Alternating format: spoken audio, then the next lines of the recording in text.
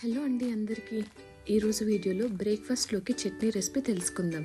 ఈ చట్నీ ఇడ్లీ, దోశ, వడ, ఉప్మా ఇలా ఏ బ్రేక్ఫాస్ట్లోకైనా పర్ఫెక్ట్గా సెట్ అయ్యే టేస్టీ పల్లీ చట్నీ ఎలా చేసుకోవాలో చూపిస్తున్నాను. ముందుగా ప్యాన్లోకి 1 కప్ పల్లీలు తీసుకొని 5 మినిట్స్ వరకు మీడియం ఫ్లేమ్లో ఫ్రై చేసుకొని చల్లారి పెట్టుకోవడానికి పక్కన పెట్టుకోవాలి. నేను ఈ పల్లీలకి పొట్టు తీసిస్తున్నానండి, మీరు కావాలంటే ఉంచుకోవచ్చు.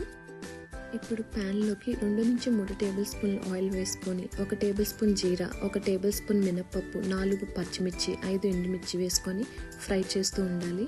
చింతపండు కూడా కొంచెం వేసుకోవాలి. ఫ్రై చేసి పెట్టుకున్న పల్లీలు కూడా వేసుకొని 1 మినిట్ వరకు ఫ్రై చేసుకోవాలి. ఇందులో నేను వెల్లుల్లి వేయట్లేదండి, కంప్లీట్లీ ఆప్షనల్, మీకు కావాలంటే వేసుకోవచ్చు.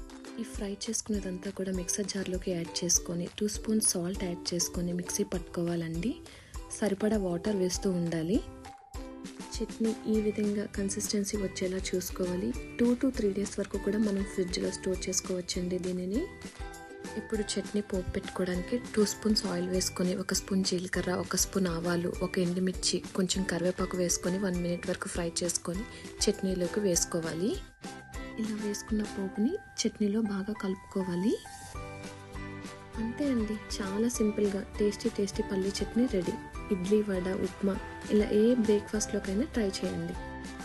ఈ విధంగా చట్నీ రెసిపీని ట్రై చేసి ఎలా ఉందో నాకు కామెంట్స్ రూపంలో షేర్ చేయండి.